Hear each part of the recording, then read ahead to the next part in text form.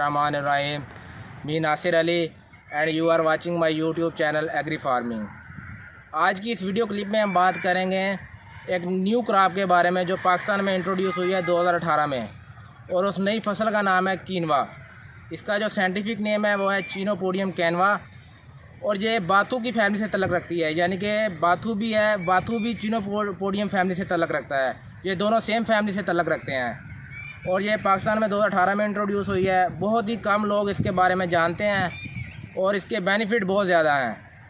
तो इसको हम एज आ मल्टीग्रेन आटे के तौर पे भी यूज़ कर सकते हैं, और इसमें ये rich source of fibre and protein है। इसमें फाइबर और प्रोटीन बहुत ज़्यादा होती है, जो कि स्टमक इश्यूज़ वाले जो पेशेंट्स हैं उनके लिए बहुत ज़्यादा ज़रूरी है। और इसमें आम आटे की, गंदम के आटे की निस्बत जो ग्लूटन होती है वो ग्लूटन इसमें बिल्कुल नहीं होती, ग्लूटन मौजूद नहीं होती। तो ये ब्लड प्रेशर, शुगर लेवल को बहुत कंट्रोल करती है।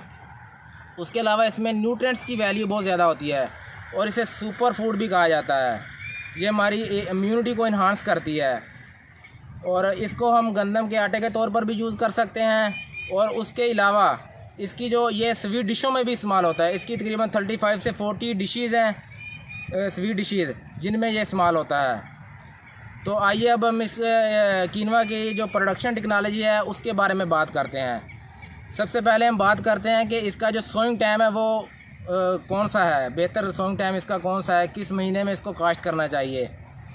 तो इसके लिए जो बेस्ट सोइंग टाइम है वो है 15 नवंबर। 15 नवंबर जो इसके लिए बेस्ट सोइंग टाइम है। तो और आप इसको दिसंबर में भी काश्त कर सकते हैं।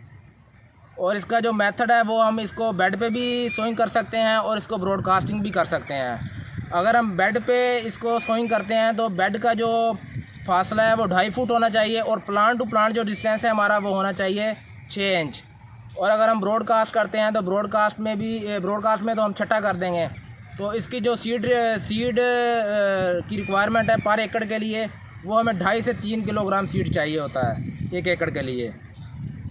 तो अगर इसकी फर्टिलाइज़र रिक्वायरमेंट की बात करें तो फर्टिलाइज़र में हम शुरू में at the time of sowing जो हम डीएपी इस्तेमाल करते हैं, डीएपी तकरीबन 20 से 25 किलोग्राम हम इस्तेमाल करेंगे इसमें।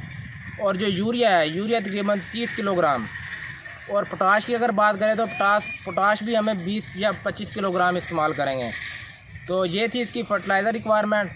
तो अगर इसकी इरीगेशन रिक्वायरमेंट की बात की जाए तो इरीगेशन रिक्वायरमेंट इसकी बहुत ही कम है, यानी कि इसकी जो पहली जो हम इरीगेशन करेंगे वो तकरीबन 35 से 40 दिन के बाद करेंगे, और जो दूसरी इरीगेशन है वो हम 75 से 80 डेज़ के बाद करेंगे, और जो तीसरी इरीगेशन है वो हम करेंगे 100 दिन के बाद, और चौथी इरीगेशन हम ज़रूरत पड़ने पर 115 से 120 दिन के दरमियान करेंगे।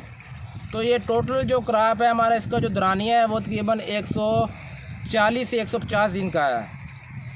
ये अगर हम मिड नवंबर में काश्त करते हैं तो ये एंड ऑफ मार्च या स्टार्टिंग ऑफ अप्रैल में ये हार्वेस्ट हो जाएगी।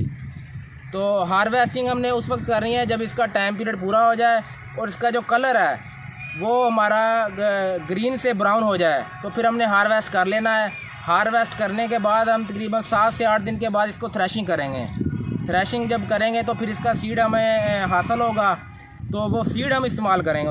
इसका एज आ सीड इस्तेमाल होता है। तो स्वीट डिशेज में भी इस्तेमाल होता है, और आटे के तौर पर भी इस्तेमाल होता है। इसकी जो 1 kg की प्राइस है वो 500 से लेकर 1000 kg तक इसकी प्राइस है।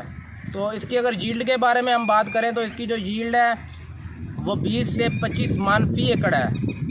तो मेरा ये ज़िम्मेदार भाइयों को मशवरा है कि ये एक न्यू क्रॉप है, आप इसको लगाएं।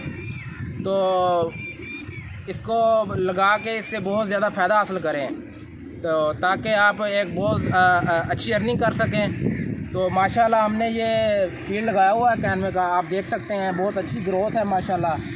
तो इंशाल्लाह मेरा ज़िम्मेदार भाइयों को ये मशवरा है कि आप भी इसको लगाएं और अपनी इनकम में इजाफ़ा करें। Thank you very much.